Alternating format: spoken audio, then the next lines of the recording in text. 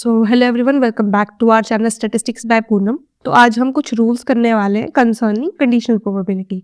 ठीक है, सो यहाँ पर हमारे कुछ रूल्स हैं। तो फर्स्ट ऑफ ऑल जैसे कि हम रूल देखेंगे कि probability of A by B is equal to probability of A intersection B by probability of B. आपने ये फॉर्मूला देखा था कंडीशनल प्रोबेबिलिटी में। ठीक है, हमने इसमें लिया था कि ए गिवन बी। सेम केस हमारे पास ये भी हो सकता है कि प्रोबेबिलिटी ऑफ बी गिवन ए भी हो सकता है। तो उस केस में आपका जो डिनोमिनेटर है वो क्या हो जाएगा, पी ए। ठीक है, सेम केस है ना, जो गिवन है आपके पास वही डिनोमिनेटर में आता है। ठीक है, सो इस केस में जब आपने ये किया तो इस केस में जब अगर आप देखोगे कि अगर मैंने फर्स्ट इक्वेशन से भी probability of A intersection B अगर मैं इस साइड ले जाती हूँ और इस साइड को इस साइड से मल्टीप्लाई कर देती हूँ तो ये क्या आ जाएगा, probability of A given B into probability of B. ये हमारी फर्स्ट इक्वेशन बन गई। सेकेंड इक्वेशन में भी अगर मैं ये वाली चीज़ को सेम कर दूँ, क्योंकि हम दोनों देखेंगे कि दोनों इक्वेशंस में क्या है, सेम है। अगर मैं इसको ये कर देती हूँ तो as you can see the probability of A intersection B is equal to this one is equal to this one because every three equations are same. ठीक है, for any events a and b. This is our first rule. ठीक है, second rule हमारे पास क्या है कि probability of a complement b और pa complement b, हम इन दोनों टाइप से लिखते हैं। c भी लिखा होता है, कहीं पे डैश भी लिखा होता है। तो उस चीज़ को बेसिकली हम लिखते कैसे हैं कि 1 minus probability of a given b। जब भी आपको ये चीज़ निकालनी हो आप सिंपली इसको ऐसे लिख सकते हो। ठीक है, now the next rule is, जैसे कि आपने एक फॉर्मूला देखा था, let me write down, probability of A union B is equal to probability of A plus probability of B minus probability of A intersection B. आपने ये formula पढ़ा था।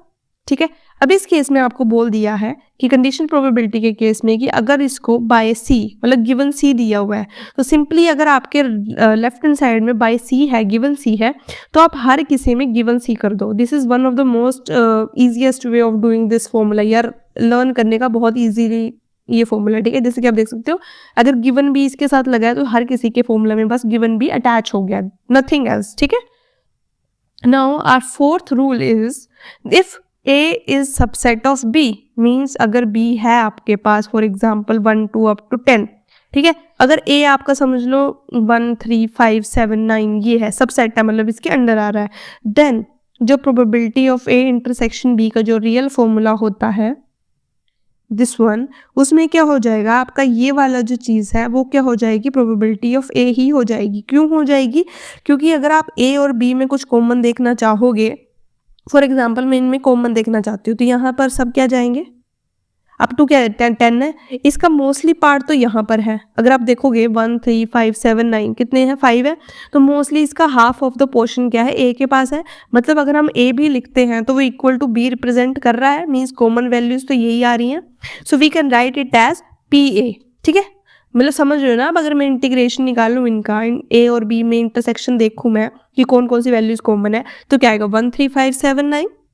ठीक है, और 1 3 5 7 9 किसकी वैल्यूज है, ए की, तो हम क्या लिख सकते हैं, प्रोबेबिलिटी ऑफ ए। तो this is one of the formula, हम इसको ऐसे भी लिख सकते हैं। ठीक है, जब हमारे पास प्रोबेबिलिटी ऑफ ए क्या है, बी का सबसेट है।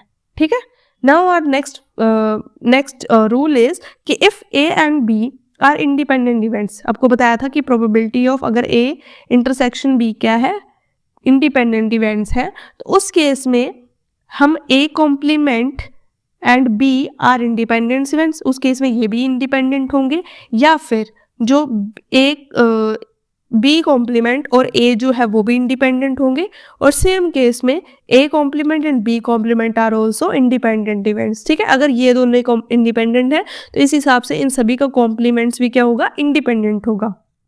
ठीक है, now the last and one of the most important rule is कि सिंस पी फाई, आपको पता है इसको क्या बोलते हैं, फाई। ठीक है, सो फाई क्या होता है, एक होता है नल इवेंट, यही होता है नल इवेंट, मीन्स ये क्या होता है, एम्प्टी सेट, इसमें कोई वैल्यू नहीं होती है। तो अगर इसको हमने किसी भी प्रोबेबिलिटी के साथ अगर अटैच किया, फॉर एग्जांपल हम इसका इंडिपेंडेंट इवेंट फाइंड आउट करना चाहते हैं तो ऐसे फाइंड आउट करेंगे। ठीक है, तो इसमें क्या होगा कि इसको अगर हम देखते हैं P phi into P A. अब आपको पता है पी फाई क्या है, एक तरह का जीरो वैल्यू ही है। क्यों जीरो है, बिकॉज ये नल है और नल की कोई वैल्यू नहीं होती है, नल एक तरह का एम्प्टी सेट होता है, तो नल एक तरह का जीरो ही है। अगर वो जीरो है तो zero into P A is equal to zero, so this one is equal to zero, this means this equation is equal to 0, this means it is true. For any event A it follows that phi is independent of any event A. मतलब अगर phi A के साथ independent event निकाल रहा है, या B के साथ निकाल रहा है, या C के साथ निकाल रहा है, वो क्या होगा, उन इवेंट्स से क्या होगा, इंडिपेंडेंट होगा. मतलब उनसे उसको कोई फर्क नहीं पड़ता है कि वो कोई भी वैल्यूज ले, बिकॉज आखिर में तो लास्ट में 0 ही आना है. So this is one of the most important rules related to conditional probability. So I hope you like this video, and हम इससे related बहुत सारे आगे IIT GATE, IIT JAM GATE, CSR NET, MSc entrance, इसके बहुत सारे important questions हम करवाएंगे. सो प्लीज़ बने रहिए, और डाउट होता तो प्लीज़ कमेंट सेक्शन में पूछना. तब तक के लिए बाय बाय.